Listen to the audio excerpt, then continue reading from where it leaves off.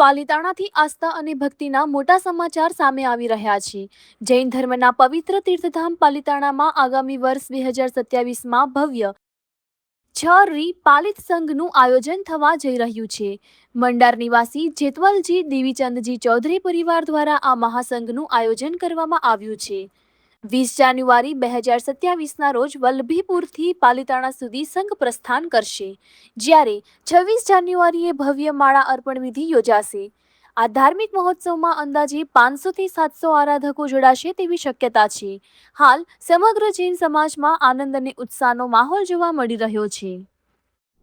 આજના દિવસ અમારે જેતમલજી ચૌધરી પરિવાર મંડાર નિવાસીને સંઘની ડેટ મળી છે. અમારે 20/1/2027 વલ્લભીપુરમથી પાલિતાણામાં 26/1/2027ને સવારે માલા છે.